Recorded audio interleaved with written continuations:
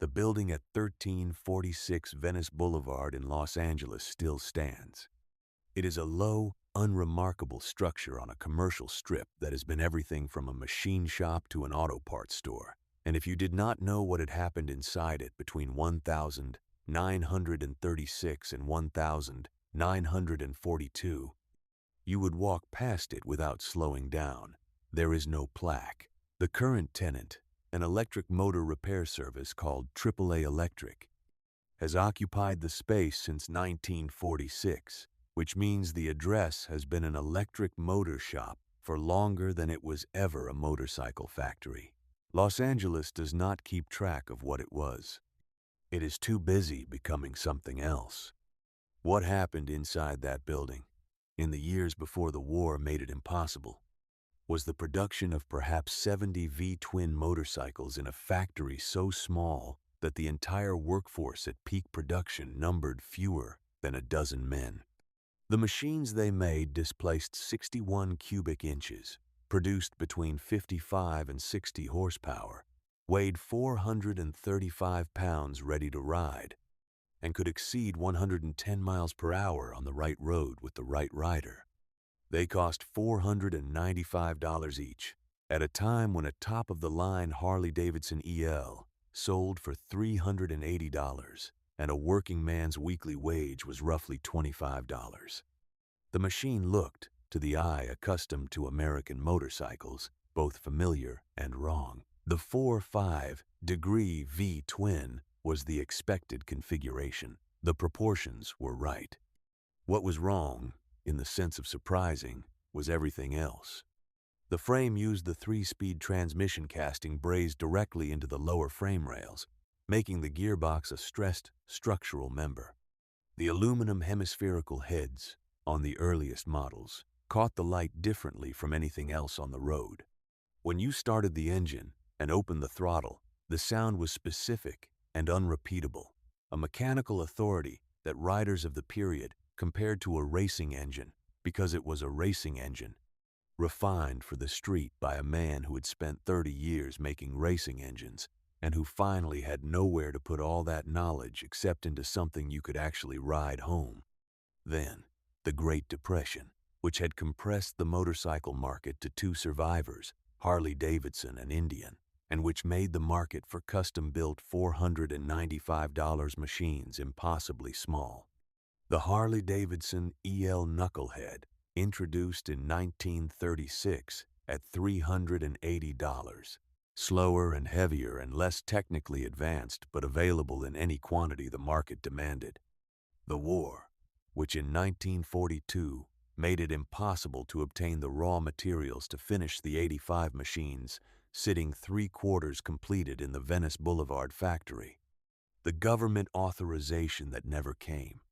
This is a story about how excellence at the wrong scale became irrelevance at any scale. About how the man who built the fastest production motorcycle in America did so in a factory that could never produce enough of them to survive, at a price the market could not comfortably absorb. In a decade when the Depression was squeezing everyone, and then the war took what the Depression had left, not one failure, a series of intersections between extraordinary quality and impossible circumstances. The boy who learned from speed. Albert Henry Crocker was born in 1882, which means he was 18 years old when the 20th century began and the motorcycle was still being invented. He grew up in the specific industrial environment of turn-of-the-century Illinois, where the Aurora Automatic Machine Company made, among other things, motorcycle engines under the trade name Thor.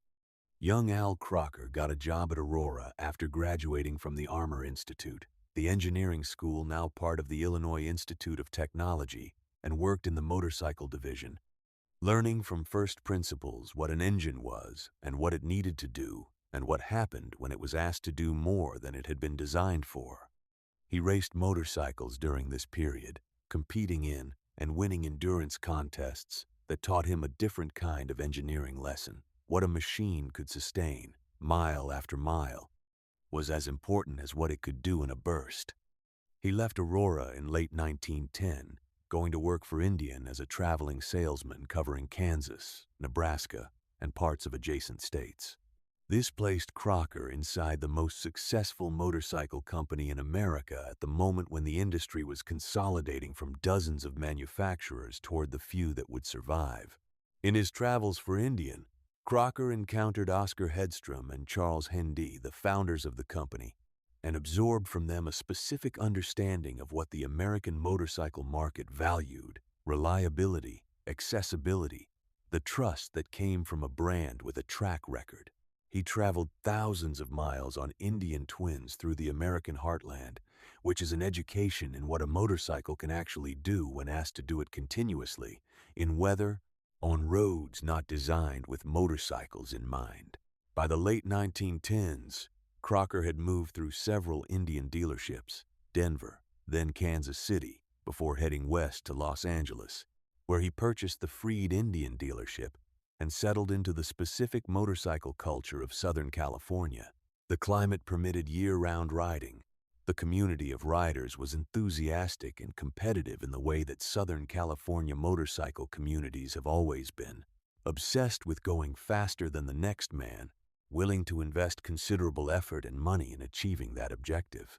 It was here that Crocker met Paul Bigsby, a pattern maker and machinist whose skill with mechanical drawings and foundry work matched Crocker's engineering instincts. Bigsby was younger, quieter, more focused on technical detail than on broader commercial vision.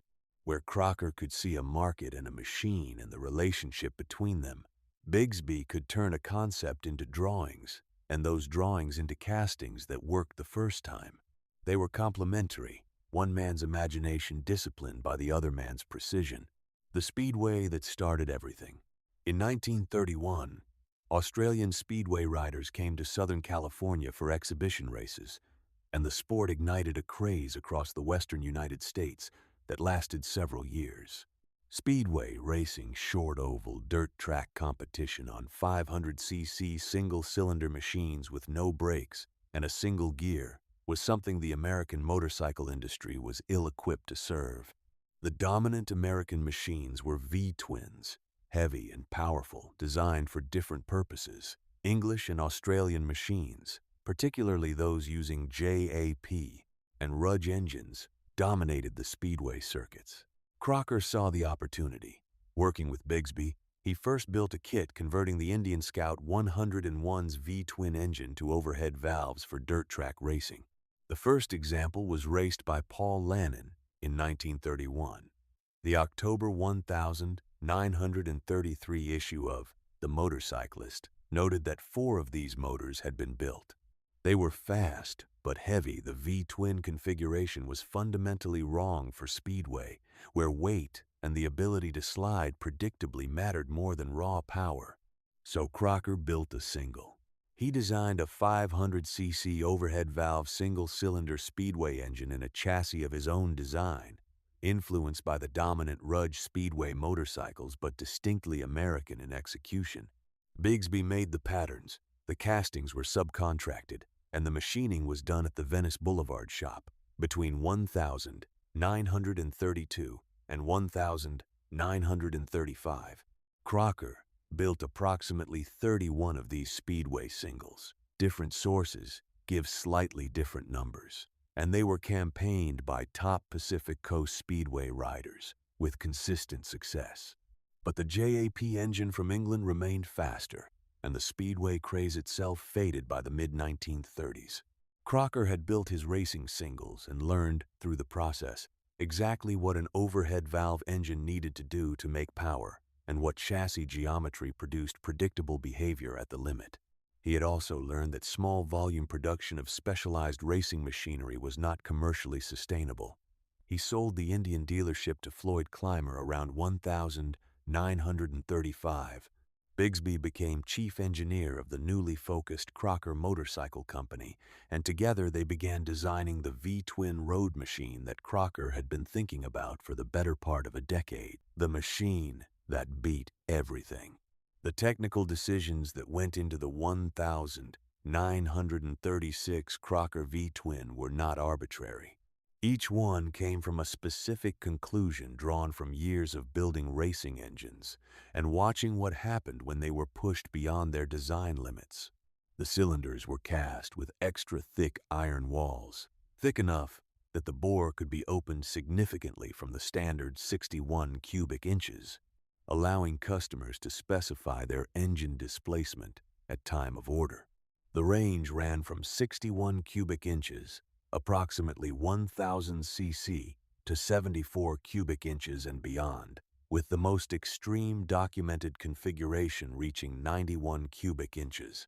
Every Crocker was essentially a custom machine. Buyers could specify engine size, state of tune, and within limits, gearing. There was no standard Crocker.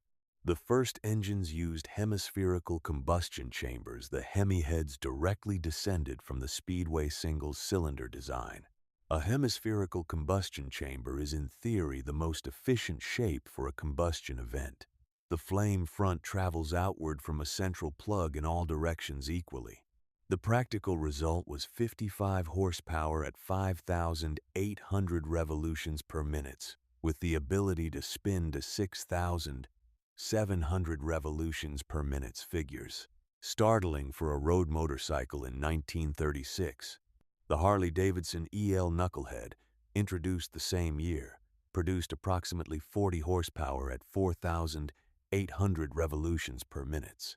The Crocker was 80 pounds lighter than the Harley EL, 435 pounds versus 515 and 15 to 20 horsepower more powerful. On the Muroc Dry Lake in 1936, Paul Bigsby took one of the first 5 production Crockers to 128 miles per hour. This was not a specially prepared racing machine.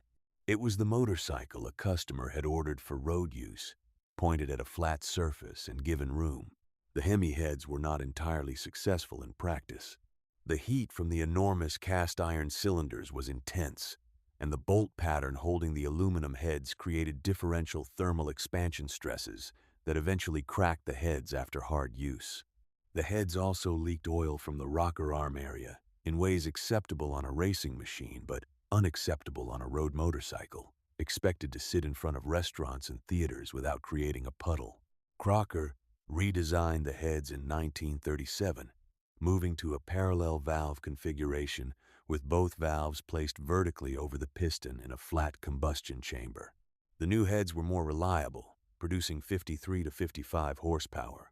The guaranteed top speed for parallel valve Crockers was 106 miles per hour, still 10 to 15 kilometers per hour faster than the Indian Sport Scout or the Harley-Davidson Knucklehead. The transmission was integral with the frame. The steel casting of the 3-speed gearbox was brazed directly into the lower frame rails, making the gearbox case a structural element of the chassis. This was unique in American motorcycle practice. It created a specific quality of mechanical directness, the sense that the engine and transmission and rear wheel were a single unified mechanism rather than 3 separate assemblies connected by chains and bolts. Riders described the Crocker's power delivery as more immediate, more connected, as if the throttle commanded the rear wheel directly. Al Crocker made a guarantee with every machine he sold. If any buyer was beaten by a stock Harley or a stock Indian while riding a stock Crocker, Crocker would buy the motorcycle back. This was not advertising. It was a contractual commitment backed by the willingness to honor it. No refund was ever requested. Not once. In 6 years of production, the guarantee was never invoked. Los Angeles and the men who rode it.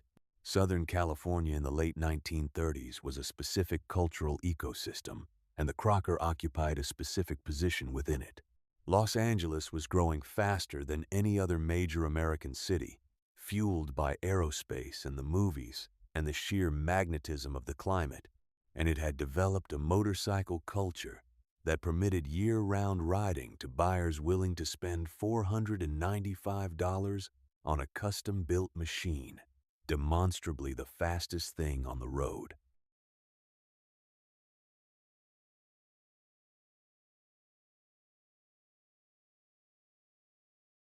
The Muroc Dry Lake in the Mojave Desert east of Los Angeles had become the proving ground for speed claims. Accessible, flat, free of traffic, it drew the Southern California motorcycle community for regular speed trials. The Crockers dominated from the beginning. A dry lake time was honest in a way that advertising copy was not, and the times the Crockers posted in 1936 and 1937 were faster than anything the factories had produced.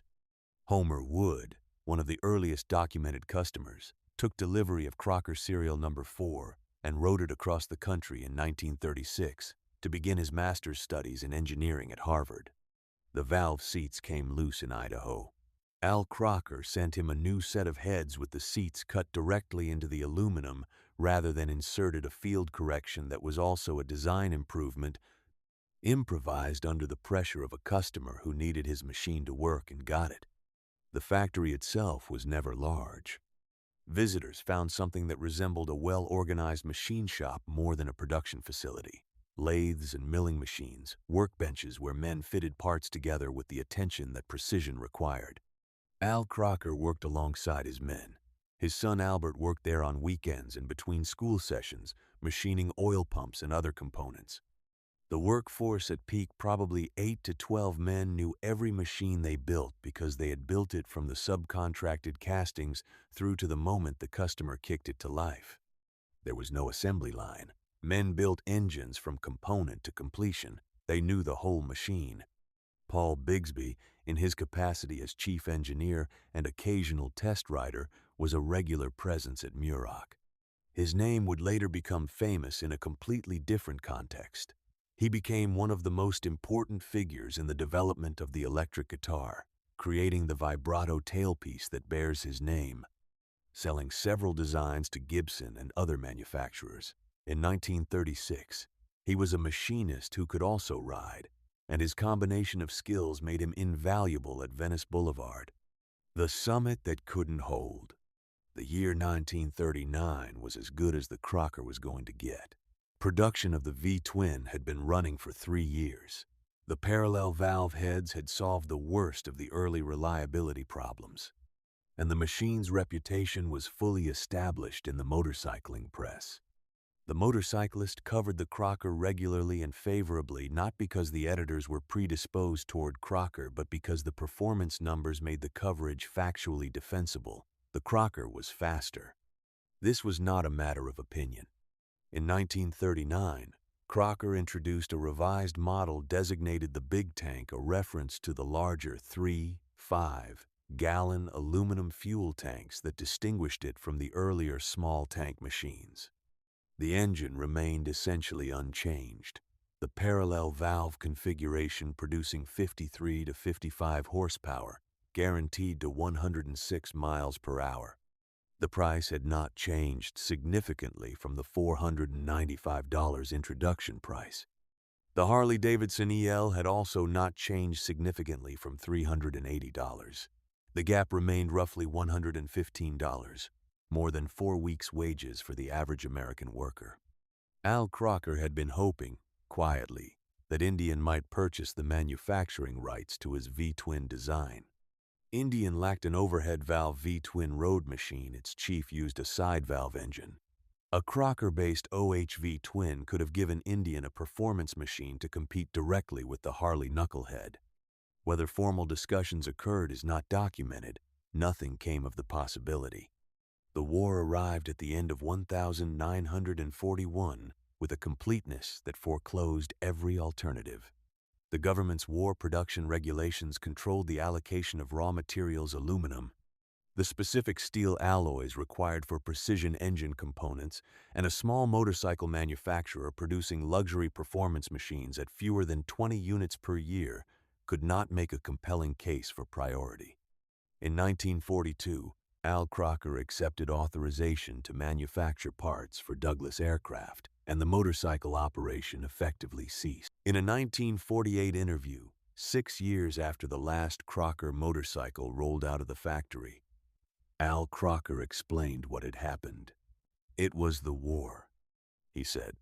"We had the last 85 Crocker machines, 3/4 completed, but could not get the government authorization for the critical materials to finish them. 85 machines, 3/4 complete, waiting for an authorization that never arrived. The faster machine that cost less.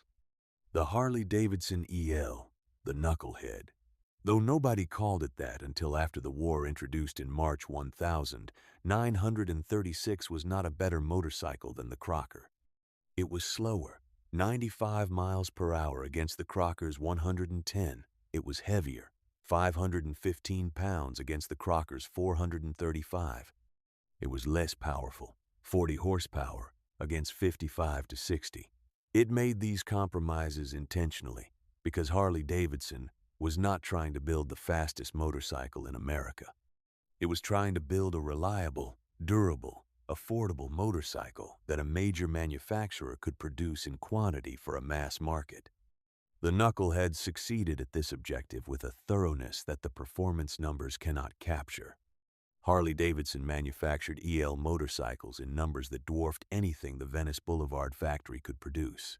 More than 1,900 inches, 1,936, several thousand more in the years that followed, all at $380, backed by a national dealer network of several hundred franchised outlets, with warranty service available anywhere in the country.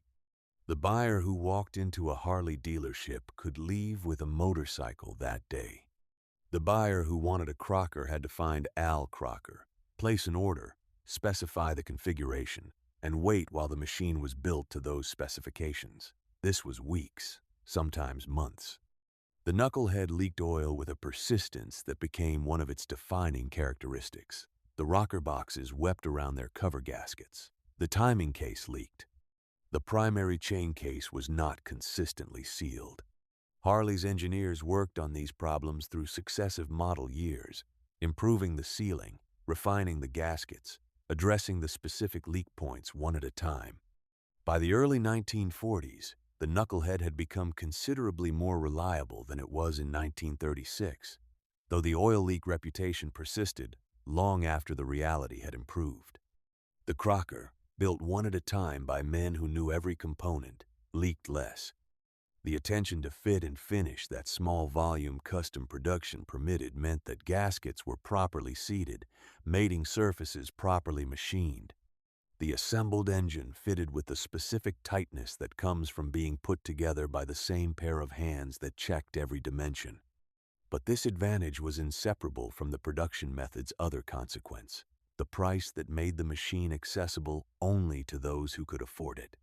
Floyd Clymer, who had bought Crocker's Indian dealership and remained a knowledgeable observer, summarized Crocker's situation precisely. After about 4 years, Mr. Crocker discontinued manufacturing as his costs for custom-made limited production units were too high to compete with the large manufacturers.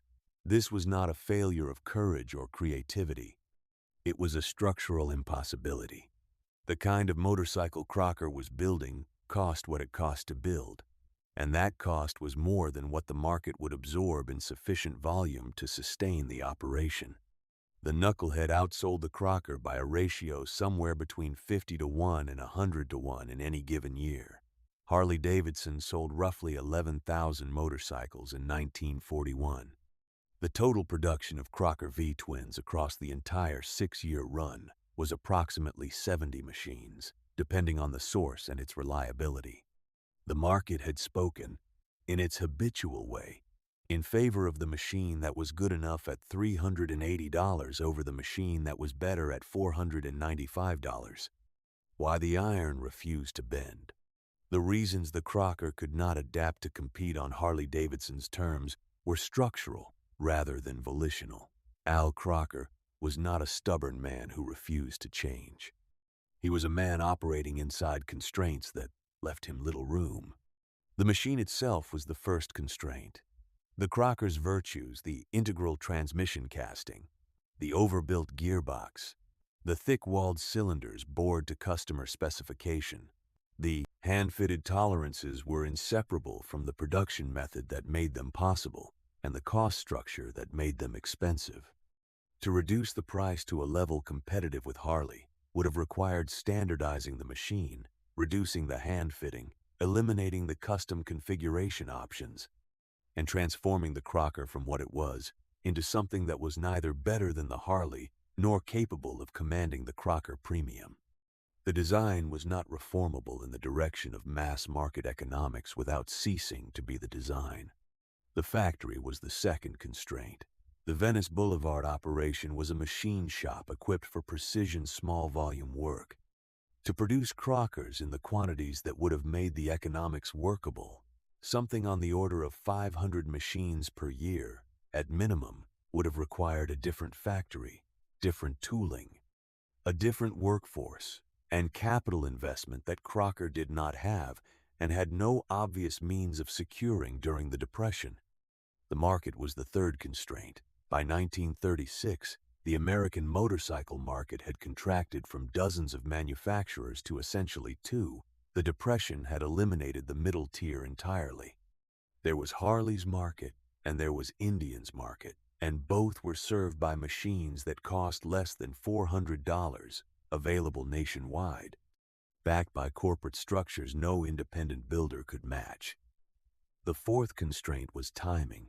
The Crocker and the Knucklehead arrived the same year, competing directly from the beginning, and the more expensive machine won every head-to-head performance comparison, while the less expensive machine sold 50 times as many units. The 85 machines that were never finished. There is no dramatic moment of decline to narrate for the Crocker, no single catastrophic decision, no betrayal, no management failure at a critical juncture. The story of the Crocker's end is the story of a gradual impossibility becoming a final impossibility. The Depression squeezed production without ever stopping it. The war ended it. Annual production was never large. The surviving records suggest somewhere between 10 and 20 machines per year. In 1940, Crocker introduced the Scootabout, a small motor scooter using an Indian-sourced single-cylinder engine, intended to address the mass market that the V-Twin clearly could not. The Scootabout was competent, but not the machine that Al Crocker had spent his career preparing to build. It represented an acknowledgement that the premium market was too small to sustain the operation alone. Production ran from 1,940 into 1,941, then ceased when the war ended both lines simultaneously. By early 1942, the workers at Venice Boulevard knew the situation was terminal. Aluminum, which the Crocker used for its crankcases and cylinder heads and tanks, was a priority material for aircraft manufacturing. The thick-walled iron cylinders required steel alloys being directed toward ordnance. The magneto components came from suppliers receiving military contracts that would occupy their capacity for the foreseeable future. Al Crocker accepted that the motorcycle manufacturing would stop and that the factory would convert to war work. The contract with Douglas Aircraft gave the Venice Boulevard shop steady work for the duration. When the war ended in 1945, there was no resumption. The 85 machines, 3/4 complete, were never finished. The materials authorization never came. The tooling and drawings passed through a series of hands, and by the late 1940s, the Crocker Motorcycle Company, as a manufacturing entity, had dissolved into the aerospace business that had replaced it. Salvage and the men who kept the record. Al Crocker died in 1961 at the age of 79, having spent the last 20 years of his life in aerospace manufacturing rather than motorcycles. He had achieved everything he had set out to achieve in the technical sense, had built the fastest production motorcycle in America, had backed that claim with a guarantee never invoked, had demonstrated that a man working from a machine shop on Venice Boulevard could out-engineer the largest motorcycle manufacturers in the world. His son, Albert Crocker Jr., accepted the posthumous induction of his father into the Motorcycle Hall of Fame in 1998. Paul Bigsby went on to his second act in the guitar industry, which proved even more consequential for American popular culture than his work on the Crocker motorcycle. The Bigsby vibrato tailpiece, developed in the late 1940s, became standard equipment on electric guitars worldwide. His work on the pedal steel guitar and on solid-body electric guitar design contributed to the development of the instrument that would define American popular music from the 1950s onward. He died in 1968, remembered in different communities for entirely different things. The machines that survived were immediately recognized as exceptional once the collector market for vintage American motorcycles developed in the 1960s and 1970s. Ernie Skelton, a Southern California motorcycle enthusiast, became the central figure in the preservation of Crocker history in the post-war decades. He tracked down surviving machines, documented their histories, facilitated restorations, and built a network of owners and collectors that became the informal basis of the Crocker registry. His hand-punched inscription appears on the crankcase of at least one surviving example, the 1938 small tank, documented as the 46th machine constructed. Chuck Vernon wrote the formal Crocker Register in the 1980s and 1990s, establishing a numbered record of surviving machines that became the reference point for the collector community. In 1997, Michael Schacht and Marcus Karalash formed a new corporation to revive the Crocker Motorcycle Company, initially producing high-quality parts for restorers. The operation was formally incorporated in 1999, began trademarking the Crocker name in 2002, and by 2012 was taking orders for complete reproductions of both the small tank and big tank models, built to the original specifications by hand at a facility in Southern California, where the Crockers are now. The building at 1346 Venice Boulevard does not remember. The neighborhood has been remade several times. The specific block where Al Crocker and Paul Bigsby built the fastest production motorcycles in America has no physical marker to indicate what happened there. The machines are elsewhere, and they are few. Current estimates place the number of surviving original Crocker V-Twins at approximately 50, out of a total production that most sources agree was somewhere between 60 and 100 machines.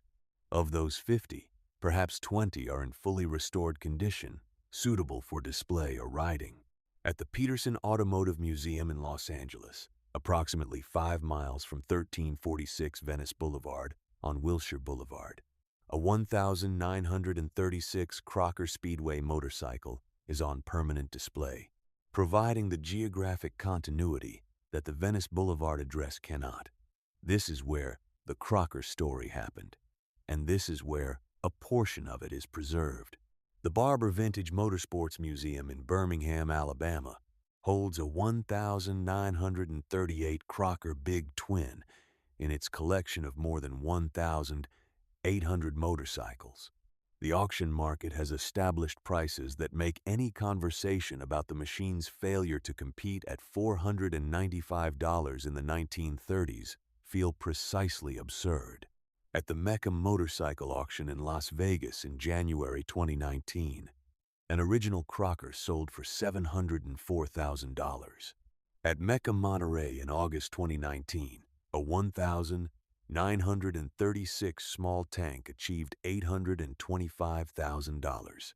The machine that could not compete with the Knucklehead at $495 now commands more than the Knucklehead on the collector market by a factor of 5 or more. The rarity, perhaps 50 surviving examples worldwide, is part of the value, but rarity alone does not explain prices in the upper 6 figures. What explains them is the performance, the craftsmanship, the guarantee that was never invoked, the story of the man who built them on Venice Boulevard with a dozen workers and made the fastest production motorcycle in America for 6 years before the war took that from him too.